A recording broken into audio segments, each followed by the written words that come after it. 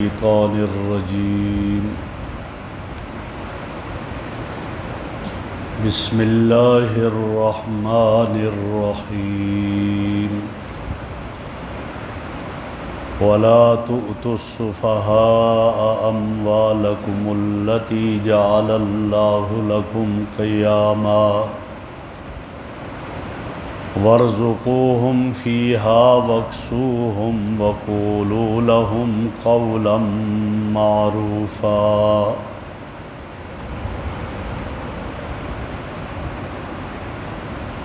ولا تؤتوا السفهاء أموالكم اور نہ دو بے وقوفوں کو تم اپنے مال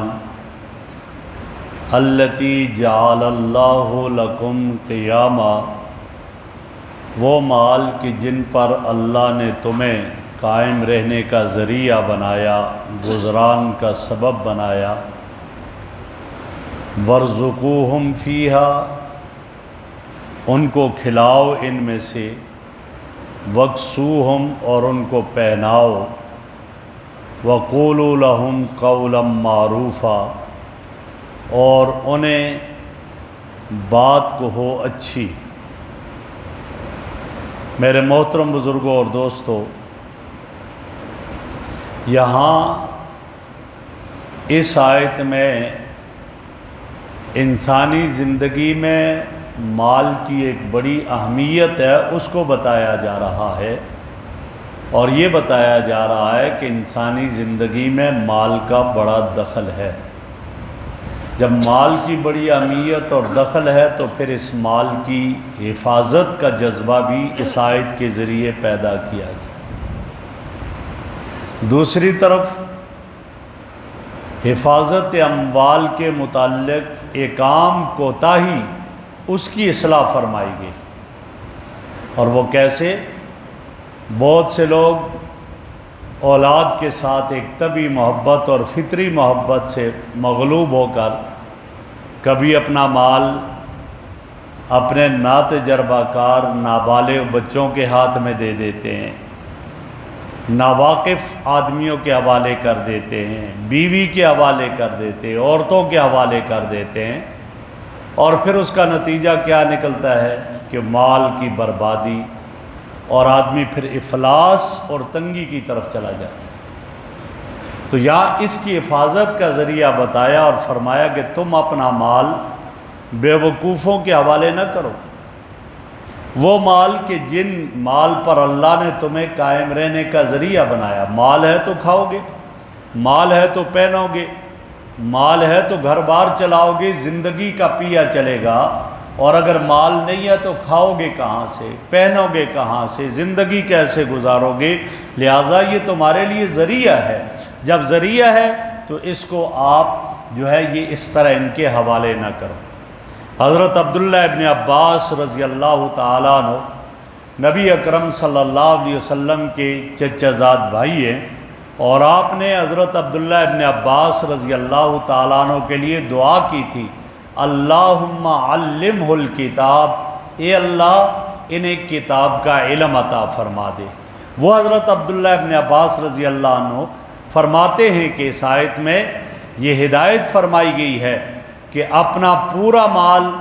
کم عقل بچوں اور عورتوں کے سپرد کر کے خود ان کے محتاج نہ بنو۔ سارا مال اولاد کے حوالے کر دیا، اب بعد میں ان کے سامنے ہاتھ پھیلاتا پھرے، کبھی کیا، اور ایسا آپ جانتے ہیں، دیکھنے میں آتا ہے اولاد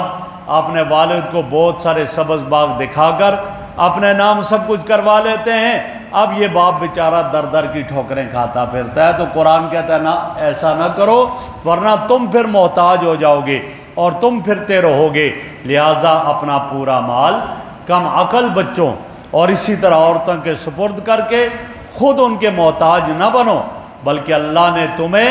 جو ہے وہ گویا منتظم بنایا ہے، قوام بنایا، انتظام کرنے والا بنایا، تو تم مال کو خود اپنی حفاظت میں رکھ کر بقدر ضرورت، جتنی ضرورت ہو اپنی اولاد کو ان بچوں کو کھلانے کی، ان کے کھلانے پر خرچ کرو، ان کے پہنانے پر خرچ کرو، اور اس طرح کرو۔ لہٰذا یہ ورنہ اگر وہ مال تم جو ہے ان کو اپنے قبضے میں جو ہے وہ لینے کا اگر آپ سے مطالبہ کرتے ہیں، فرمایا نا کہ وَقُولُوا لَهُمْ قَوْلًا مَعْرُوفًا، کہتے ہیں ابا جی ہمارے حوالے کر مال، کیا کر رہے ہو تم، اب تو آپ بیٹھو آرام سے گھر میں، ہم کریں گے سب کچھ۔ تو اللہ رب العزت یہاں فرماتے ہیں اگر وہ تم سے مطالبہ کریں تو ان کو ایک معقول بات کہہ کر سمجھا دو، ان کی دل شکنی نہ کرو۔ یہ کہہ سکتے ہو کہ ہاں بھائی یہ ہے کہ یہ مال جو ہے وہ گویا آپ ہی کا ہے، تمہارا ہی مال ہے، تمہارے لیے ہے، لہٰذا تم ذرا بڑے ہو جاؤ، تم سمجھدار ہو جاؤ، میں تمہیں حوالے کر لوں گا اور تمہیں دے دیا جائے گا۔ ایک تفسیر یہ کی کہ تم اپنا مال جو ہے وہ گویا کہ نہ دو اس طرح، اور عموم آ گیا اس میں، چاہے اس تفسیر کے اعتبار سے یہ ہوگا کہ وہ اپنا مال ہو اپنے بچوں کو، یا یتیم بچے کا مال ہے یتیم بچوں کو نہ دو، اس اعتبار سے سب عام ہو گیا، گویا اپنا مال بھی اس طرح اس کی خیال کرو اور مال کی حفاظت کرو۔ اسی لیے فرمایا ہے من قتل دون مالہ فہو شہید، ایک آدمی اگر اپنے مال کی حفاظت کرتے ہوئے مار دیا جاتا ہے وہ شہید کہلاتا ہے، اس کو شہادت کا درجہ ملتا ہے۔ مال کی حفاظت کی ذمہ داری ہے اس کی، اور لہٰذا اس کا خیال کرے۔ اور دوسری تفسیر یہ کی کہ ما قبل کی اور ما بعد کو دیکھ کر پہلے یتیموں کا تذکرہ ہے، بعد میں بھی یتیموں کا تذکرہ آ رہا ہے، تو لہٰذا یہاں یہ مطلب ہوگا وَلَا تُؤْتُوا السُّفَهَاءَ أَمْوَالَكُمُ الَّتِي جَعَلَ اللَّهُ لَكُمْ قِيَامًا، اب یہ مال ان یتیموں کے حوالے نہ کرو جب تک یہ چھوٹے ہیں، تمہیں ان کا نگران بنا دیا، تمہیں ان کا سرپرست بنا دیا ہے، تو یہ مال ان کے حوالے نہ کرو اور ان کے سپرد یہ مال نہ کرو، گویا یتیم کا مال ابھی تک اس کے حوالے نہ کرو۔ ہاں اس میں سے کیا کرو، انہیں کھلاؤ، ان کو پلاؤ اور ان پر خرچ کرو، اور کبھی یہ ہو کہ وہ تمہیں جو ہے ابھاریں، برانگیختہ کریں، کیا کہتے ہیں تمہارا میرے مال سے کیا تعلق، یہ مال تو میرا ہے، میرے باپ کا جمع کیا ہوا ہے، تو کون ہوتا ہے یہ کرنے والا، تیش میں دلائے گا، لیکن وہاں تیش میں نہ آؤ، بلکہ ان کے لیے کیا کرو وَقُولُوا لَهُمْ قَوْلًا مَعْرُوفًا، اچھی بات کہہ دو۔ عام طور پر معاشرے میں یہی ہوتا ہے، دوسرے کو ابھارا جاتا ہے، برانگیختہ کیا جاتا ہے، دیکھ جی مال تو تیرا ہے اور وہ قابض بن کر بیٹھا ہوا ہے اوپر، تیرے باپ نے کمایا وہ قابض بن کر بیٹھا ہے، لہٰذا ایسا کر اس سے جا کر اپنا مال لو۔ لوگ تو اس طرح کرتے ہیں۔ ہمارے ایک بہت ہی اچھے دوست ہیں، کہنے لگے کہ ایک دفعہ ہمارا آپس میں کزن دو تھے، آپس میں جھگڑا ہو گیا، تو ہم نے ایک دوسرے کا یار بات سنو، اب ہمارا تو جھگڑا ہو گیا ہے، لیکن ایک کام کرو، تم بھی اپنے پاس ایک کاغذ رکھو، میں بھی ایک کاغذ رکھتا ہوں، کتنے لوگ آ کر مجھے اور تمہیں نصیحت کریں گے کہ یار کوئی بات نہیں، ہو جاتا ہے، آپس میں صلح کر لو، اور کتنے آ کر میرے خلاف تجھے ابھاریں گے، تم لکھو، میں ادھر لکھوں گا، مجھے آ کر تمہارے خلاف ابھاریں گے۔ کہا 2 دن تک ہم کرتے رہے، تو 5 آدمی تھے جنہوں نے یہ کہا کہ صلح کر لو آپس میں، کوئی بات نہیں بھائی، آپس میں رشتہ دار ہو جاتا ہے ایسا، لیکن 200 آدمی ایسے تھے کہ جنہوں نے کیا کہا، وہ تمہارا کیا لگتا ہے، اس کی ایسی کی تیسی ابھارا ایک دوسرے کے خلاف۔ تو یہاں معاشرے میں یہی ہوتا ہے کہ اب وہ نہیں چاہتے کہ یہ یتیم کل جو ہے زندگی بسر کرے اچھے طریقے سے، لہذا ابھارتے، مال تو تیرے باپ نے محنت کر کے کمایا اور وہ اوپر سانپ بن کر بیٹھا ہوا ہے، اب یہ آ کر اسے کہتا ہے جی میرا مال ہے، تمہارا میرے مال سے کیا تعلق، جلدی دو، میرے باپ کا مال ہے۔ تو فرمایا اب یہاں تیش میں آ کر یہ نہ کہو لے جاؤ بھائی، نہ، تیش میں آ کر ایسا نہ کرو، صبر سے کام لو، محبت سے کام لو، اس کو سمجھاؤ کہ بیٹا آپ ہی کا مال ہے، مال آپ کا ہے، لیکن ابھی ذرا صبر کر لو، جب آپ بڑے ہو جاؤ گے میں دے دوں گا۔ ورنہ کیا ہوتا ہے، ورنہ یہ ہوتا ہے کہ بے وقوف، فرمایا بے وقوفوں کو مال نہ دو، بے وقوف کی دوستی جب بے وقوف سے ہو جاتی ہے تو پھر اور بگاڑ پیدا ہو جاتا ہے۔ اور یہ آپ کے علم میں ہونا چاہیے کہ انسان بگاڑ کی طرف زیادہ جاتا ہے، گمراہی کی طرف زیادہ جاتا ہے، اور یہ بروں کی صحبت آدمی کو بہت جلد برا کر دیتی ہے، اتنا جلدی اچھا نہیں ہوتا جتنا برا ہو جاتا ہے۔ کیوں؟ نفس امارہ بھی انسان کے خلاف ہوتا ہے، اس کو برائی پر لے جاتا ہے، شیطان بھی اس کو برائی کی طرف ابھار رہا ہوتا ہے، ایک نفس امارہ، دوسرا شیطان، اور تیسرا پھر وہ بے وقوف دوست بھی بن گیا، وہ بھی اس کو گویا اس کی طرف لے جائے گا، تباہی کی طرف لے جائے گا، اور یہ تباہ ہو جاتا ہے۔ اس لیے